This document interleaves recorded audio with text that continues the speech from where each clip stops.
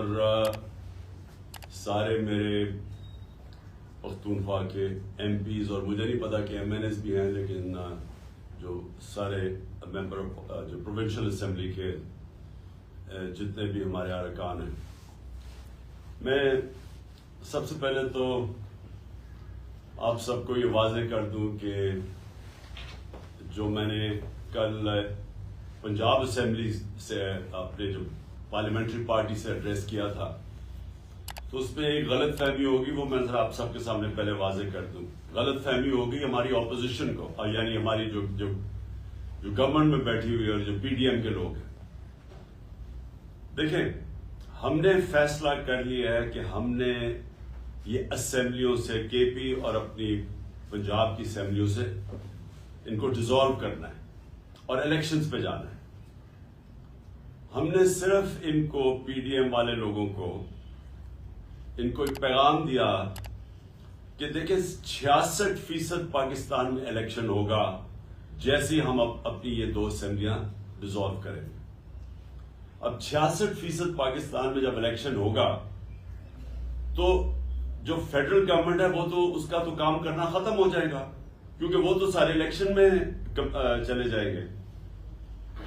جب 66% پاکستان میں الیکشن ہوگا تو فیڈرل گورنمنٹ کیا کرے گی؟ وہ سارے الیکشن میں چلے جائیں گے، اس کا مطلب ملک ہالٹ ہو جائے گا۔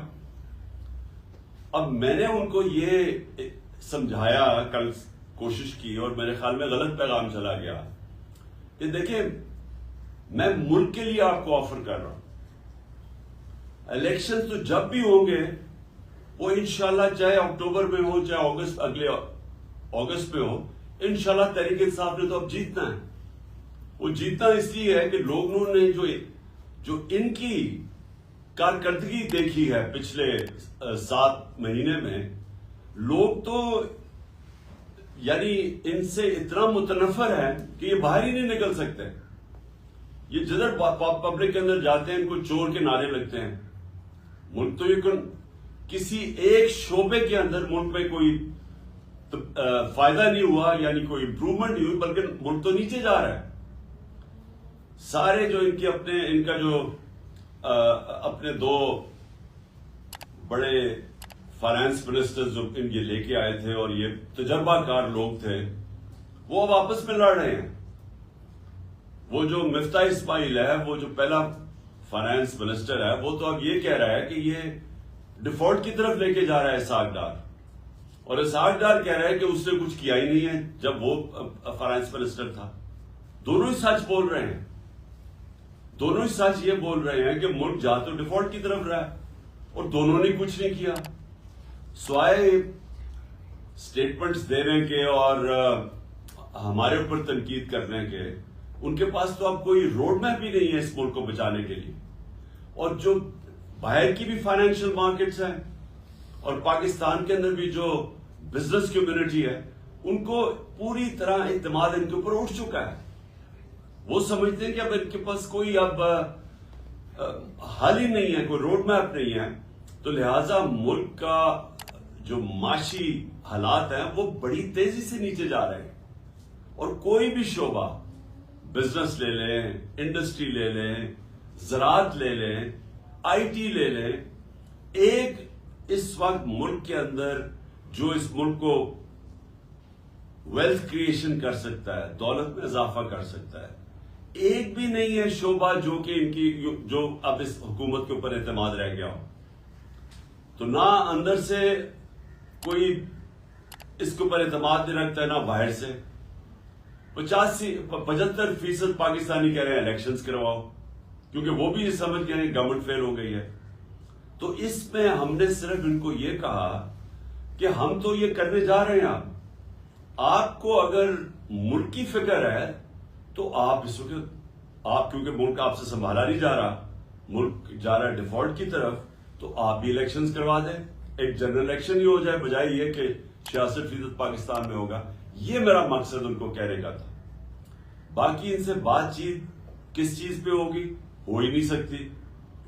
یہ جس لیے گورنمنٹ میں آئے ہوئے ہیں اور ہم نے اپنی طرف سے پوری زور لگایا گورنمنٹ کرنے میں، اس میں زمین آسمان کا فرق ہے۔ ان کا صرف گورنمنٹ میں آنے کا مقصد کیا تھا؟ اپنی چوری معاف کروانے کے لیے. پہلے ہی اپنی چوری معاف کروا چکے تھے جنرل مشرف سے NRO لے کے. اب یہ دوسرا NRO انہوں نے لیا ہے، وہ بھی بدولت جو ان کے ہینڈلرز تھے انہوں نے ان کی وہ سہولت کار بنے ان کو دوسرا NRO لینے کے لیے. اور جنرل مشرف کو جو سب سے بڑی تنقید ہوئی تھی وہ اس کے NRO دینے پہ تھی. باقی تو جنرل مشرف نے ان دونوں پارٹی سے ملک کو بہتر چلایا تھا. لیکن اس کو جو لوگ برا بھلا کہتے ہیں، لوگ ابھی بھی نہیں بھول سکتے کہ چوری ہوئی ملک کی.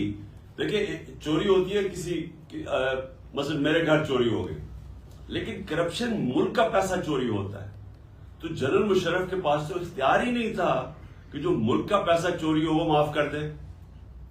اور اب پھر 1100 ارب روپے کا انہوں نے یہ آئے ہیں، اور ان کا صرف ایک مقصد تھا کہ 1100 ارب روپے کے ان کے کیسز معاف ہوں. تو سب کے کیسز معاف ہوتے جا رہے ہیں. یہ دار بھی بچ گیا ہے. دار کا میں یاد کروا دوں کہ اس سے پوچھا تھا کہ $5 ملین آپ نے اپنے بچوں کو بھیجے ہیں، آپ نے کدھر سے بھیجے ہیں؟ آپ کی انکم میں تو یہ شو نہیں ہو رہا. اس نے کہا جی مجھے وہ ابو دھابی سے، میں کسی ابو دھابی کے شیخ کے لیے کام کرتا تھا تو اس نے مجھے پیسہ دیا. انہوں نے اگلا سوال پوچھا کہ اگر اس نے پیسہ دیے تو آپ کے پاس کوئی تو ثبوت ہوگا. کسی نے $5 ملین آپ کو ایسے کیش میں تو نہیں پکڑا دیا، کوئی تو ہوگا، کوئی چیک وغیرہ. جب اس سے یہ سوال پوچھا گیا، وہ اس کے جہاز میں بیٹھ کے جو پرائم منسٹر تھا تب خاقان عباسی، اور وہ ملک سے فرار ہو گیا. اب آ کے انہوں نے قانون اتنا بدل دیا کہ وہ بھی پاک ہو گیا. اور اب وہ مریم بھی بچ گئی ہے. نواز شریف کی تیاری ہو رہی ہے اس کو بھی بچانے کے لیے. آصف زرداری کے کیسز وہ ختم ہو رہے ہیں. 1100 ارب روپے کا ملک کو ڈاکہ پڑ رہا ہے. اور یہی انہوں نے ابھی تک، اگر ان کا کوئی کارنامہ ہے تو وہ ہے کہ اپنے کیسز معاف کروا لیے. اور اس کا جو دوسرا ان کی کوشش ہے کہ کسی نہ کسی طرح عمران خان کو ڈسکوالیفائی کرے، کسی نہ کسی طرح PTI کے لوگوں کے اوپر کیسز کریں تاکہ ہم ناک آؤٹ کر دیں، یعنی ٹیکنیکل ناک آؤٹ کر کے تو ہم کسی طرح الیکشن جیت جائیں، اور یہ نہیں جیت سکیں گے. تو ملک کا اس وقت ضرورت یہ ہے کہ سیاسی استحکام آئے. اس کی وجہ سے معاشی استحکام آئے گا. سیاسی استحکامات آ سکتا ہے صرف ایک طریقے سے، وہ ہے الیکشنز. اور اسی لیے آج 75% قوم اس چیز کے اوپر آ گئی ہے کہ الیکشنز کے علاوہ کوئی دوسرا راستہ نہیں ہے. اور ہم نے ان کو اس لیے آفر کیا کیونکہ ہم اسمبلیاں ڈیزالو کرنے جا رہے ہیں پنجاب اور KP کی. اور وہ اس لیے ہم کرنے جا رہے ہیں کہ ہم سمجھتے ہیں آپ کی یہ ملک کی ضرورت ہے الیکشنز، اور PTI کی ضرورت الیکشنز نہیں ہے اس وقت. PTI تو انشاءاللہ جب بھی الیکشنز ہوں گے تو ہم جیت جائیں گے. بلکہ جتنی دیر یہ بیٹھے جا رہے ہیں اسمبلی میں، ان کا تو گراف اور تیزی سے نیچے جا رہا ہے. تو ہمیں تو فائدہ ہی فائدہ ہے کہ اگر الیکشن ڈیلے بھی ہو جاتے ہیں. لیکن ملک، میں آپ سب کو یہ کہنا چاہتا ہوں کہ جو ملک کے حالات ہیں وہ اس سطح پہ پہنچ چکے ہیں کہ اگر یہ الیکشنز نہ ہوئے تو ہمیں تو یہ ڈر لگا ہوا ہے کہ جب تک یہ الیکشنز کال کریں گے تو وہ ملک تو ادھر پہنچ جائے گا جدھر کوئی بھی کچھ نہیں کر سکے گا اس کے بعد. اور مجھے یہ سمجھ نہیں آ رہی کہ کیا یہ جو ہینڈلرز ہیں جنہوں نے 7 مہینے ان کی مدد کی، جنہوں نے ان کی مدد کی ان کو اقتدار میں آنے کے لیے، اور ہم آپ کی ذرا سٹیٹمنٹ سن لینا مریم کی، اس کی خاقان عباسی کی، اس کی میرے خیال میں رانا ثناء اللہ، اور ان کا ایک اور احسن اقبال. ان کی تو ٹی وی پہ سٹیٹمنٹس ہیں کہ اسٹیبلشمنٹ کے بغیر تو کبھی نو کانفیڈنس کامیاب ہو ہی نہیں سکتا ہے. ان کی تو سٹیٹمنٹس انہوں نے خود ٹی وی پہ دی ہوئی ہیں. تو جو سہولت کار ان کو لے کے آئے تھے، تو کیا ان کو یہ نہیں پتا کہ ملک کدھر جا رہا ہے؟ اور دوسرا میرا سوال یہ ہے کہ ان کو یہ جو PDM کے لوگ ہیں، ہم سب کو پتا ہے انہوں نے کیا کرنا ہے. انہوں نے پھر ملک چھوڑ کے بھاگ جانا ہے. یہ بھاگنے کی تیاری کر رہے ہیں کہ اگر انہوں نے جب حالات برے دیکھے یا ملک ڈوبنے لگا تو انہوں نے تو باہر بھاگ جانا ہے. ان کے تو پیسے دولت سب کچھ باہر پڑا ہے ڈالرز میں. تو جب روپیہ گرے گا ڈالر کا تو فائدہ ہوگا ان کو. تو اس لیے ان کا سٹیک پاکستان میں نہیں ہے. نواز شریف جو ہے اس کا جو انٹرسٹ ہے وہ پاکستان میں نہیں ہے. وہ فیصلے پاکستان کی بہتری کے لیے نہیں کرتا, نہ زرداری کرتا ہے, کیونکہ ان کے پیسے باہر پڑے ہوئے ہیں. یہ اپنے پیسے بچانے کے لیے فیصلے کرتے ہیں. تو ان کی تو کوشش یہ ہے کہ کیونکہ یہ اب الیکشن جیت نہیں سکتے, ملک کو آگے لیتے جاؤ, ڈیلے کرو الیکشن, جتنا ڈیلے ہوگا یہ سمجھتے ہیں کہ یہ ہمارے اوپر کیسز کر کے مجھے ڈسکوالیفائی کر کے, اور شاید وہ ماحول بن جائے کہ یہ الیکشن کمیشن تو اب ان کے ساتھ ملا ہوا ہے, وہ تو بالکل ہر فیصلہ, بلکہ ان کی پارٹی کا کوئی ممبر لگتا ہے کہ جو کوشش پوری کر رہا ہے کہ کیسے ان کو جتانا ہے. تو یہ سمجھ رہے ہیں کہ ڈیلے کر کے یہ کسی نہ کسی طرح یہ الیکشن وہ ایسا ماحول بنا کے تو شاید جیت جائے, اور اگر یہ نہیں جیتیں گے تو انہوں نے باہر بھاگ جانا ہے. اور میری پوری پیشن گوئی ہے کہ انہوں نے, ان کے لیڈرز نے پھر یہ تیسری دفعہ باہر بھاگیں گے, لیکن ملک کو تباہی کے کنارے پہ کھڑا کر کے. تو میں نے آج آپ سب کو اس لیے بلایا ہے کہ آپ کو سمجھ آنا جانا چاہیے کہ ملک کا پولیٹیکل سیناریو ہے کیا.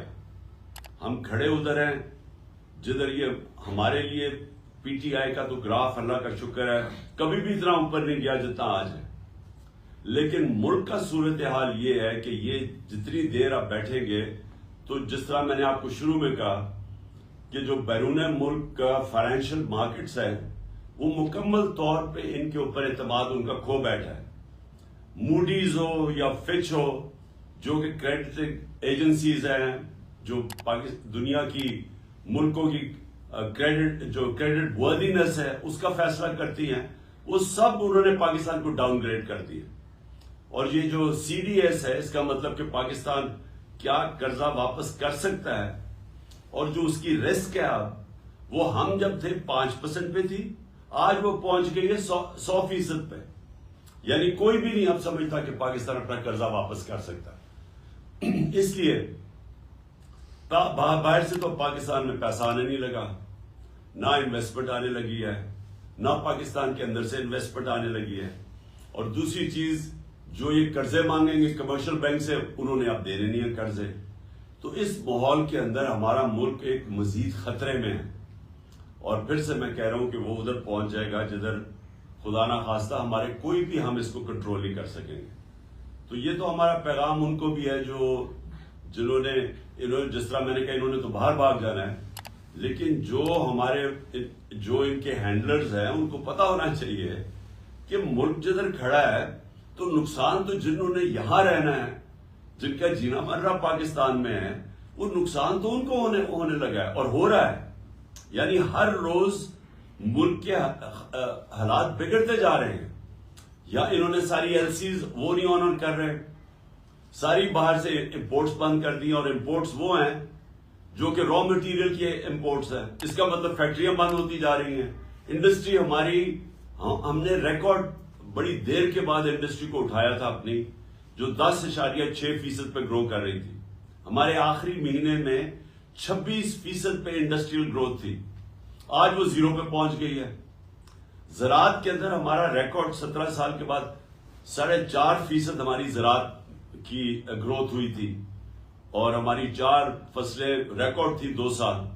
تو وہ بھی آج کسانوں کا ساری فصلیں نیچے آ گئی ہیں, ان کی جو پیداوار ہے, کیونکہ کھادیں بڑھ گئی ہیں, ڈیزل بڑھ گیا ہے, بجلی قیمتیں بڑھ گئی ہیں, ان کی انپٹس اتنی بڑھ گئی ہیں کہ ان کے پاس پیسہ نہیں ہے اپنی زمین پہ لگانے کے لیے.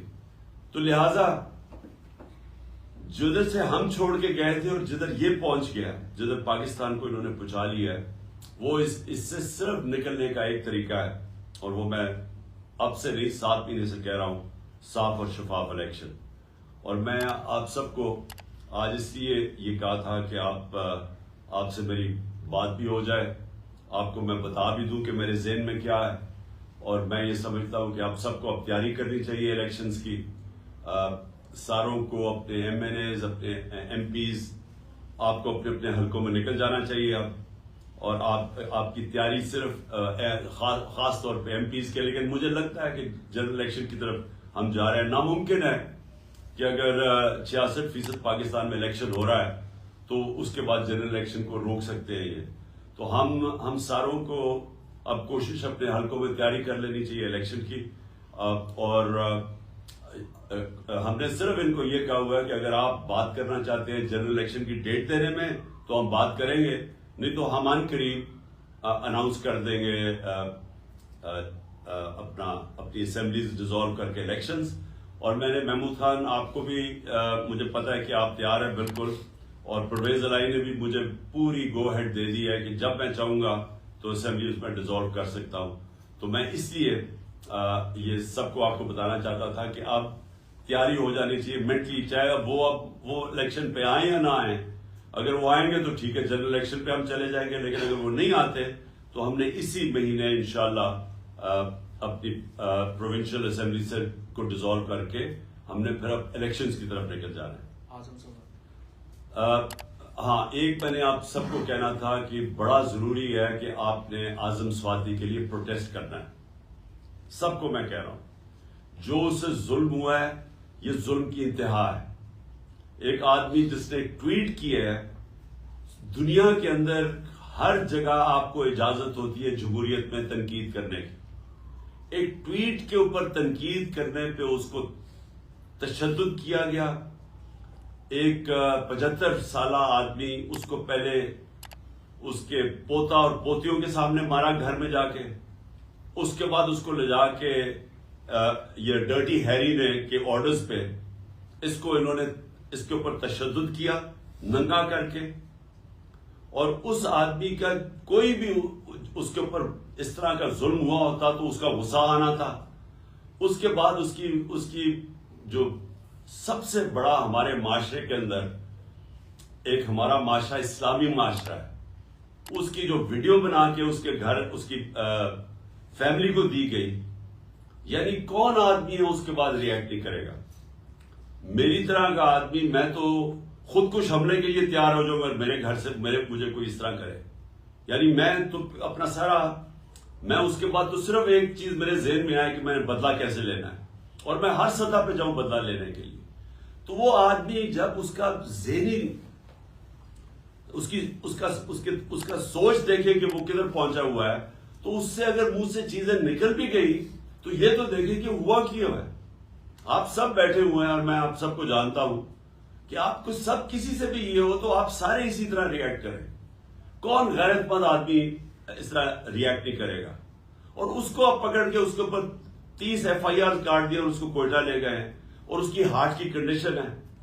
ہم یہ ابھی سب, اگر اعظم سوادی کو کچھ ہوا, ہم سارے FIRs کاٹیں گے ان سب لوگوں پہ جو ذمہ دار ہیں اس سے یہ اس کے اوپر تشدد کرنے پہ, اور اس کو پھر یہ جو اس کو کوئٹہ لے کے گئے ہیں, جس طرح پکڑ کے لے کے گئے ہیں.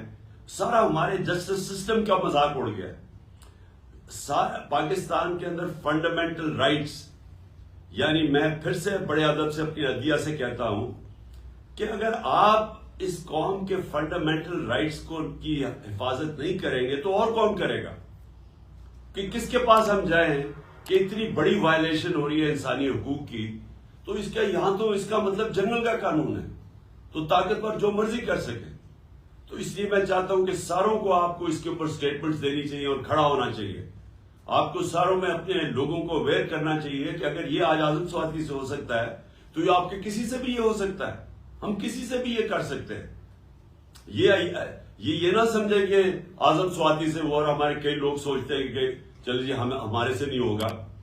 یہ تو ایک دفعہ اگر اس کے اوپر یہ جس طرح کر رہے ہیں, یہ تو کوئی بھی پاکستان میں اس کا مطلب ہم کوئی بھی اگر منہ کھولیں گے اور کوئی اپنا آزادی رائے کا اظہار کریں گے تو ہم کسی سے بھی ہو سکتا ہے. ارشد شریف سے جو ہو چکا ہے, یہ بھی کوئی اس کی کوئی مثال ہے کہ پاکستان کا نمبر 1 انویسٹیگیٹو جرنلسٹ, اور سب کو پتا ہے کہ وہ سب سے کریڈیبل باضمیر آدمی, محب وطن پاکستانی, ساروں کو پتا ہے. اس لیے لوگ اس کو اتنا پسند کرتے تھے, اس لیے وہ اوپینین میکر تھا. لوگوں کو پتا تھا کہ وہ ملک کے لیے کھڑا, ملک کے مفادات کے لیے. اس سے جو ہوا ہے اور اسے جا کے باہر قتل کر دیا.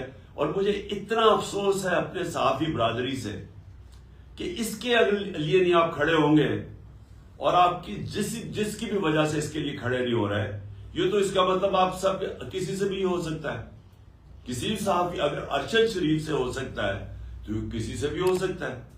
اس لیے میں اپنی قوم کو کہتا ہوں کہ یہ وقت ہے اپنی حقیقی آزادی کے لیے کھڑے ہو. حقیقی آزادی آتی ہے حقوق سے. حقوق ملتے ہیں رول آف لا سے, انصاف سے. تو یہ پاکستان میں وہ وقت ہے.